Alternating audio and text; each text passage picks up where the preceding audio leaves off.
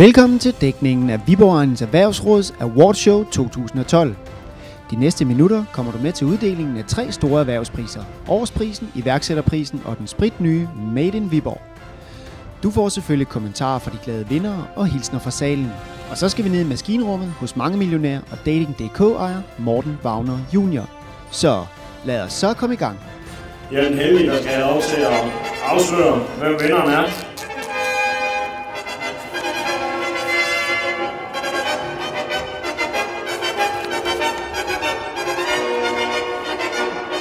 Vinderen af iværksætterprisen 2012 er Nørlund.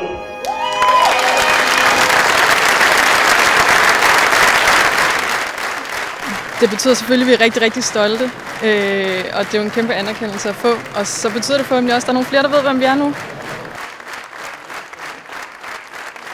Vi er gået fra at være 2 mænd, der startede det her, og med en uddannelse som animator, har skulle lære at køre en virksomhed og have ansatte, og vi har været oppe på at have 12 mand. Vi kører op og ned på projekter med, hvor mange ansatte vi har, men vi har lært så meget om hele erhvervssiden af at drive en virksomhed de sidste 2 år. Vi haster videre til den nystiftede pris Made in Viborg.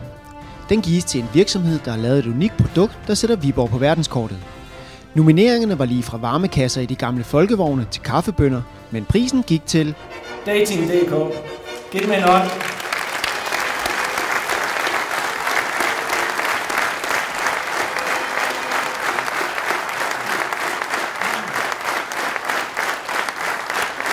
Vi har vores rødder af Viborg, vi alle sammen kommer herfra, og her ligger vores virksomhed.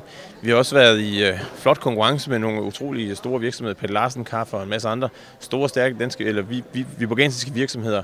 Så vi er selvfølgelig utrolig stolte over at have fået en pris Made in Viborg, for det er her, vi kommer fra. Man kunne måske godt mene, at så stor en forretning som I burde være i en hovedstad i Danmark eller i Europa. Hvorfor bliver I ved med at være i Viborg? Det er fordi, det er her stifterne er fra, og vi synes faktisk, at jysk arbejdskraft er væsentligt bedre end dem, vi kan få på Sjælland. Fordi vi synes, at der skifter medarbejderne meget tit arbejde, og det er faktisk svært at få kvalificerede medarbejdere derovre. Så vi er faktisk rigtig, rigtig glade for at ligge i Viborg. Vi har også en afdeling i København, men hovedkontoret det ligger her i Viborg stadigvæk. Aftenens gæster er et bredt udsnit af egnens erhvervsdrivende, og de ser positivt på fremtiden for Domkirkebyens erhvervsliv. Jamen, jeg synes umiddelbart, at det er en spændende by med mange initiativer. Det har vi jo lige set nu her, og nu kommer jeg jo i en del andre byer også, og der synes jeg, at der egentlig Viborg er godt med. Det skal nok blive godt i Viborg, det tror jeg på. Den hjælp, som jeg har fået fra starten til at starte mit firma op fra Viborg Erhvervsråd, har været enestående. Uden dem, med alle de spørgsmål, vi har haft, så har det været svært. Der sker jo rigtig mange spændende ting, og det er dejligt at være en del af det liv, der er. Men jeg synes, det er en god by.